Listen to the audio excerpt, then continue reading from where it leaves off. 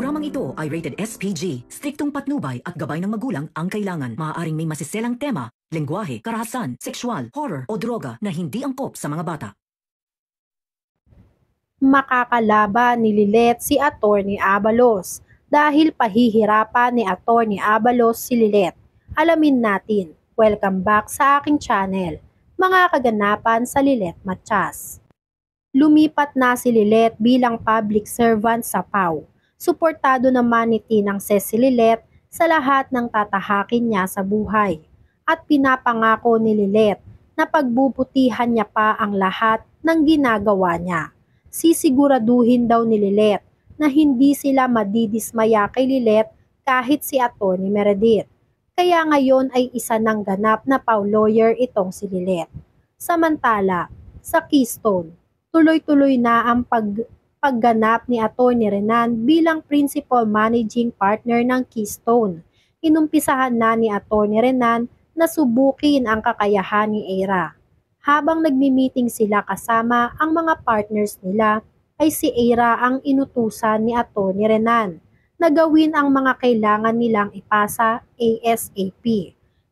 Inis na inis si Eira dahil sa dami nila ay sa kanya pa talaga inutos lahat ni Atty. Renan. Wala namang nagawa si Eira kundi iikot na lang ang mga mata niya. Pinaliwanag ni Atty. Renan kung bakit kay Eira lang niya inutos ang kailangan nila. Dahil para masubukan raw ang kakayahan ni Eira at naniniwala raw si Atty. Renan na kayang-kaya yun ni Eira. Hindi naman naniniwala itong si Eira at patuloy pa rin na naiinis dito kay Atty. Renan. Sa kabilang banda, hindi pa rin sumusuko si Ka Lorena na hanapin ang hustisya para sa anak na si Ino. Kumuha ulit si Ka Lorena ng bagong mag-iimbestiga sa pagkamatay ni Ino. Dahil hindi nagustuhan ni Ka Lorena ang naging resulta ng investigasyon ng una nilang kinuha. Pagkatapos ng investigasyon, ng bago nilang investigador, ay agad silang kinausap nito. Ngunit gaya ng naunang investigasyon ay ganun rin ang lumabas na resulta. Walang foul play na naganap sa pagkamatay ng anak nilang si Ino dahil wala silang mahanap na ebidensya na magpapatunay na pinatay talaga si Ino. Kaya naman galit na galit si Ka Lorena. Ngunit pinagsabihan ni Constantino si Ka Lorena na panahon na raw siguro para tanggapin na wala na talaga ang anak na si Ino, para matahimik na ang kaluluwa ng anak nila. Pero pinagpipilitan ni Ka Lorena na makakahanap rin siya ng ebidensya. Malalaman din daw ni Ka Lorena kung sino ang pumatay sa anak nilang si Ino. Patuloy pa rin sa pagkumbinsi si Constantino. Alam raw ni Constantino na mahirap at masakit tanggapin ang nangyari. Ngunit ang ginagawa ni Ka Lorena ay nakakaapekto sa kanilang dalawa at naaapektuhan na rin daw pati ang karir nila.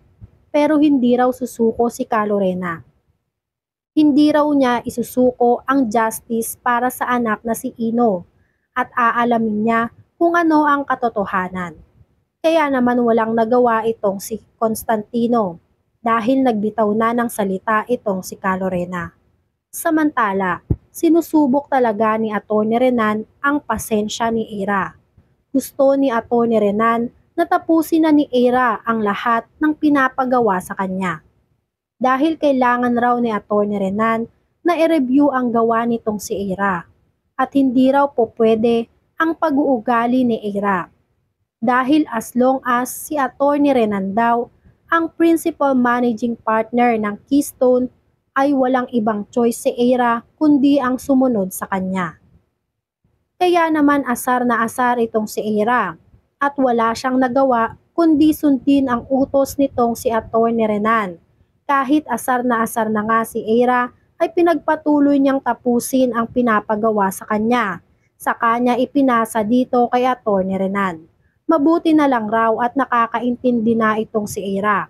Kahit nga labag sa loob nitong si Eira ay ginawa niya pa rin. Kinabukasan, nagkaayaan ang magkakapatid na magbanding sa bar para lang sa farewell party nitong KKK. Sumama si Aira kay Lilet sa pagsundo kay Trixie sa bahay ng mga Engano. Nakaharap nila Lilet at Aira si Patricia. Ramdam na ramdam ni Aira ang pagiging plastic ni Patricia sa harap nilang dalawang magkapatid. Kaya naman nang umalis si Patricia para tawagin si Trixie sa taas ng bahay nila, ay ni-real talk nitong si Aira si Lilet. Mahusay raw na makipagplastikan si Patricia at palabas lang lahat dahil may hidden agenda si Patricia. Mukhang ngayon nga lang ito tumatama sa mga hinala niya itong si Aira. Ngunit pinagtanggol ni Lilet si Patricia na parang totoo naman daw ang pinapakita ni Patricia sa kanilang dalawa. Kaya sinabihan ni Aira si Lilet na kung pupwede raw ay talasan naman nitong si Lilet ang senses niya. Pinipeke lang raw ni Patricia ang lahat ng ginagawa nito kay Lilet para mapaniwala ulit si Lilet sa kanya.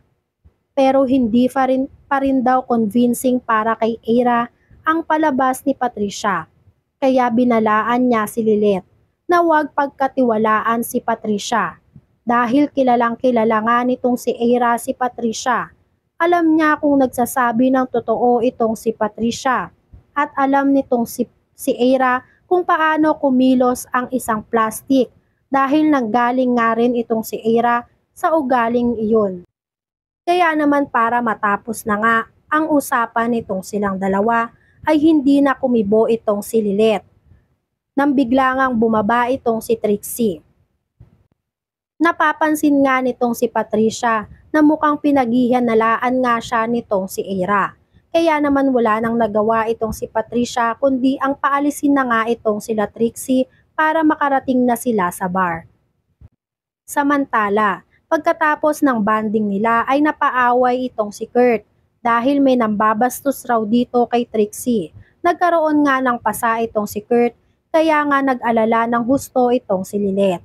Samantalang si Aira naman at si Atty. Renan ay nagkahalikan na ang dalawa. Gumanti ng halik itong si Aira nang halikan siya nitong si Atty. Renan. Kaya naman nagkasundo na itong dalawa. Ngunit dala lang siguro ito ng kalasingan nitong si Aira dahil hindi alam ni Aira kung ano ang ginagawa niya. Samantala, pag-uwi nga nitong si Lilet ay handa na sanang sabihin nitong si Kurt ang lahat ng nararamdaman niya para kay Lilet. Ngunit dumating nga itong si Tinang Ses kaya naman naudlot. Samantala, dahil malapit na nga ang birthday nitong si Kurt ay inaya niya si Lilet na sumama sa kanya para ma-meet na rin ni Lilet ang pamilya nitong si Kurt. Paano kaya maamin nitong si Kurt dito kay Lilet ang totoong nararamdaman niya? Yan nga ang mga kaganapan at mga dapat nating abangan dito sa Lilet Matias. Kung gusto nyo pa ng mga gantong klaseng video ay mag-subscribe at i-like itong video na to. Maraming salamat po.